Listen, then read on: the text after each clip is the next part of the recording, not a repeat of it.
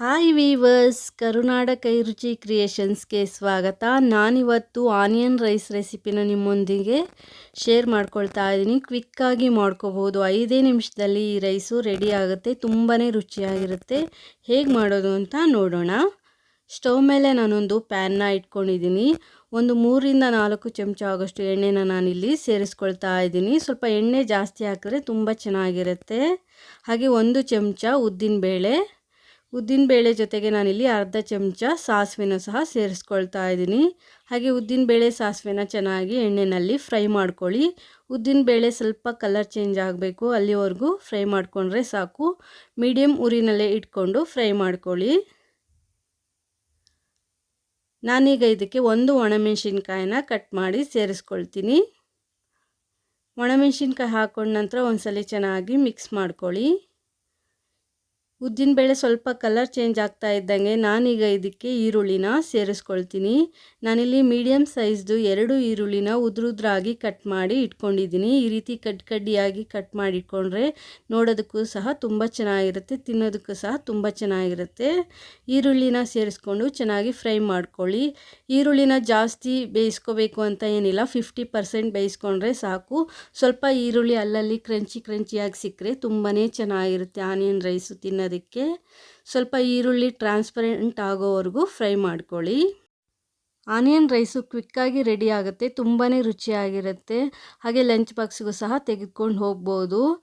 ಆಫೀಸ್ಗೆ ಹೋಗೋರಿಗೆಲ್ಲ ಈಸಿ ಅಂತಲೇ ಹೇಳ್ಬೋದು. ಮನೆಗೆ ಜಾಸ್ತಿ ಜನ ಬಂದಾಗ ಈಸಿಯಾಗಿ ಮಾಡ್ಕೊಳ್ಳುವಂತಹ ರೈಸ್ ಬಾತ್ ಅಂತಲೇ ಹೇಳ್ಬೋದು. ನಾನೀಗ ಇದಕ್ಕೆ ಸ್ವಲ್ಪ ಉಪ್ಪನ್ನು ಸಹ ಸೇರಿಸ್ಕೊಳ್ತಾ ಇದ್ದೀನಿ. ಉಪ್ಪು ಹಾಕೋದ್ರಿಂದ ಈರುಳ್ಳಿ ಸ್ವಲ್ಪ ಕ್ರಂಚಿಯಾಗಿರುತ್ತೆ, ಹಾಗೆ ಸ್ವಲ್ಪ ಕಲರ್ ಬೇಗ ಟ್ರಾನ್ಸ್ಪರೆಂಟ್ ಆಗುತ್ತೆ ಅಂತ ಹೇಳ್ಬಿಟ್ಟು ಸ್ವಲ್ಪ ಉಪ್ಪನ್ನ ಸೇರಿಸ್ಕೊಂಡಿದ್ದೀನಿ. ಉಪ್ಪು ಹಾಕ್ಕೊಂಡು ಒಂದ್ಸಲ ಚೆನ್ನಾಗಿ ಮಿಕ್ಸ್ ಮಾಡ್ಕೊಳ್ಳಿ. ಹಾಗೆ ಉಪ್ಪನ್ನು ಈರುಳ್ಳಿ ಹೀರ್ಕೊಂಡು ಸ್ವಲ್ಪ ರುಚಿನ ಚೆನ್ನಾಗಿ ಕೊಡುತ್ತೆ ಅಂತಲೂ ಸಹ ಹೇಳ್ಬೋದು. ಮನೆಯಲ್ಲೇ ಇರುವಂತಹ ಸಿಂಪಲ್ ಇಂಗ್ರೀಡಿಯೆಂಟ್ಸಲ್ಲಿ ಕ್ವಿಕ್ಕಾಗಿ ಮಾಡ್ಕೊಳ್ಳುವಂತಹ ರೈಸ್ ರೆಸಿಪಿ ಅಂತಲೇ ಹೇಳ್ಬೋದು. ತುಂಬಾ ರುಚಿಯಾಗಿರುತ್ತೆ. ನಾನೀಗ ಇದಕ್ಕೆ ಸ್ವಲ್ಪ ಕರಿಬೇವನ್ನ ಸೇರಿಸ್ಕೊಂಡಿದ್ದೀನಿ. ಈರುಳ್ಳಿ ಫ್ರೈ ಆದ ನಂತರ ನಾನಿಲ್ಲಿ ಕರಿಬೇವನ್ನ ಸೇರಿಸ್ಕೊಂಡಿದ್ದೀನಿ. ಕರಿಬೇವು ಈ ರೀತಿ ಲಾಸ್ಟಲ್ಲಿ ಹಾಕ್ಕೊಳ್ಳೋದ್ರಿಂದ ಒಳ್ಳೆ ಫ್ಲೇವರ್ ಕೊಡುತ್ತೆ, ಹಾಗೆ ನೋಡೋದಕ್ಕೂ ಸಹ ಚೆನ್ನಾಗಿರುತ್ತೆ. ನಾನಿಲ್ಲಿ 3 ಹಸಿಮೆಣಸಿನ್ಕಾಯಿನ ಉದ್ದಕ್ಕೆ ಸೀಳಿ ಸೇರಿಸ್ಕೊಂಡಿದ್ದೀನಿ. ನೀವು ಖಾರ ನೋಡಿಕೊಂಡು ಹಸಿಮೆಣಸಿನ್ಕಾಯಿನ ಸೇರಿಸ್ಕೊಳ್ಳಿ, ಏಕೆಂದರೆ ನಾವು ಮಸಾಲೆ ಇಂಗ್ರೀಡಿಯೆಂಟ್ಸ್ನು ಇದ್ರ ಜೊತೆ ಆ್ಯಡ್ ಮಾಡೋದ್ರಿಂದ ಸ್ವಲ್ಪ ಖಾರನ ನೋಡಿಕೊಂಡು ಸೇರಿಸ್ಕೋಬೇಕಾಗತ್ತೆ.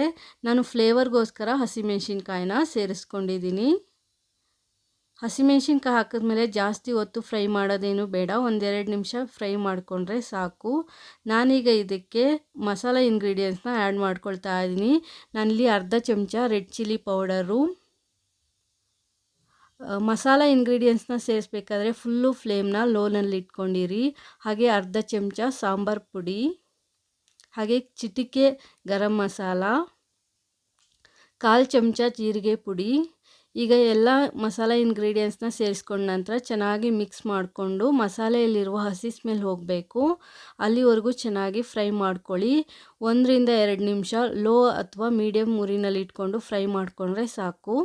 ಹೊಸದಾಗಿ ಯಾರಾದರೂ ನನ್ನ ಚಾನಲ್ ನೋಡ್ತಾ ಇದ್ದರೆ ಪ್ಲೀಸ್ ನನ್ನ ಚಾನಲ್ನ ಸಬ್ಸ್ಕ್ರೈಬ್ ಮಾಡಿಕೊಂಡು ನೋಡಿ. ಹಾಗೆ ಪಕ್ಕದಲ್ಲಿರುವಂಥ ಬೆಲ್ ಐಕನ್ನ ಕ್ಲಿಕ್ ಮಾಡಿ ಆಲ್ ಬಟನ್ ಒತ್ತಿ ನೆಕ್ಸ್ಟ್ ಹಾಕೋ ವಿಡಿಯೋ ನೋಟಿಫಿಕೇಷನ್ಗಾಗಿ. ನಮ್ಮ ಎಲ್ಲ ವಿಡಿಯೋ ನೋಟಿಫಿಕೇಷನ್ನು ಮೊದಲು ನಿಮಗೆ ಬರುತ್ತೆ. ಈಗ ನಾನು ರುಚಿಗೆ ತಕ್ಕಷ್ಟು ಉಪ್ಪನ್ನ ಸೇರಿಸ್ಕೊಳ್ತಾ ಇದ್ದೀನಿ. ಆಲ್ರೆಡಿ ಈರುಳ್ಳಿ ಫ್ರೈ ಮಾಡಬೇಕಾದ್ರೆ ಸ್ವಲ್ಪ ಉಪ್ಪನ್ನ ಹಾಕ್ಕೊಂಡಿದ್ದೆ, ನೋಡಿಕೊಂಡು ಉಪ್ಪನ್ನ ಸೇರಿಸ್ಕೋಬೇಕಾಗತ್ತೆ. ಉಪ್ಪು ಹಾಕಿದ ನಂತರ ಚೆನ್ನಾಗಿ ಮಿಕ್ಸ್ ಮಾಡ್ಕೊಳ್ಳಿ. ಹಾಗೆ ಮನೆಯಲ್ಲಿ ಏನಾದರೂ ತಂಗಳನ್ನ ಉಳಿದಿದ್ದಾಗೂ ಸಹ ಈ ರೈಸ್ನ ಈಸಿಯಾಗಿ ಮಾಡ್ಕೋಬಹುದು. ಹಾಗೆ ಮನೆಯಲ್ಲಿ ಏನೂ ಇಲ್ಲದೇ ಇದ್ದಾಗೂ ಸಹ ಈ ರೈಸ್ನ ಕ್ವಿಕ್ಕಾಗಿ ಮಾಡ್ಕೋಬಹುದು, ತುಂಬಾ ಚೆನ್ನಾಗಿರುತ್ತೆ.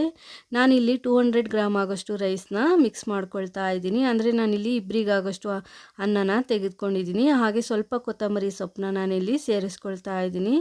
ಈಗ ಚೆನ್ನಾಗಿ ಮಿಕ್ಸ್ ಮಾಡ್ಕೊಳ್ಳಿ. ರೈಸ್ ಹಾಕಬೇಕಾದ್ರೆ ಫ್ಲೇಮ್ನ ಫುಲ್ಲು ಲೋನಲ್ಲಿ ಇಟ್ಕೊಂಡೆ ಮಿಕ್ಸ್ ಮಾಡ್ಕೊಳ್ಳಿ. ಅನ್ನದ ಜೊತೆ ಗೊಜ್ಜು ಚೆನ್ನಾಗಿ ಮಿಕ್ಸ್ ಆಗಬೇಕು, ಆ ರೀತಿ ಮಿಕ್ಸ್ ಮಾಡ್ಕೊಳ್ಳಿ. ಒಂದಕ್ಕೊಂದು ಚೆನ್ನಾಗಿ ಹೊಂದ್ಕೋಬೇಕು. ನೀಟಾಗಿ ರೈಸ್ಗೆ ಮಿಕ್ಸ್ ಮಾಡ್ಕೊಳ್ಳಿ. ತುಂಬಾ ರುಚಿಯಾಗಿರುತ್ತೆ. ಲಂಚ್ ಬಾಕ್ಸಿಗೂ ಸಹ ತೆಗೆದುಕೊಂಡು ಹೋಗ್ಬೋದು. ಯಾರಾದರೂ ಮನೆಗೆ ಬಂದಾಗ, ತುಂಬ ಜನ ಮನೇಲಿದ್ದಾಗ ಈಸಿಯಾಗಿ ಮಾಡ್ಕೊಳ್ಳುವಂಥ ರೈಸ್ ಅಂತಲೇ ಹೇಳ್ಬೋದು. ಹೇಗಿದ್ದರೂ ಮನೆಯಲ್ಲಿ ಈರುಳ್ಳಿ ಇದ್ದೇ ಇರುತ್ತೆ, ಆರಾಮಾಗಿ ಮಾಡ್ಕೊಳ್ಳುವಂಥ ರೈಸ್ ಅಂತಲೇ ಹೇಳ್ಬೋದು. ನೋಡಿ ಇವಾಗ ರೈಸು ರೆಡಿ ಆಗಿದೆ. ಬಿಸಿ ಬಿಸಿಯಾಗಿ ಸರ್ವ್ ಮಾಡಿ ತುಂಬಾ ಚೆನ್ನಾಗಿರುತ್ತೆ. ಹಾಗೆ ಲಂಚ್ ಬಾಕ್ಸು ಸಹ ತೆಗೆದುಕೊಂಡು ಹೋಗ್ಬೋದು. ನಾನು ಫ್ಲೇಮ್ ಆಫ್ ಮಾಡಿ ಸರ್ವ್ ಮಾಡ್ತೀನಿ. ನನ್ನ ಈ ವಿಡಿಯೋ ನಿಮಗೆ ಇಷ್ಟ ಆದಲ್ಲಿ ಪ್ಲೀಸ್ ಲೈಕ್ ಮಾಡಿ, ಶೇರ್ ಮಾಡಿ, ಕಮೆಂಟ್ ಮಾಡಿ. ಹಾಗೆ ಹೊಸದಾಗಿ ನನ್ನ ಚಾನಲ್ ನೋಡೋರು ಸಬ್ಸ್ಕ್ರೈಬ್ ಮಾಡಿಕೊಂಡು ನೋಡಿ. Thanks for watching this video.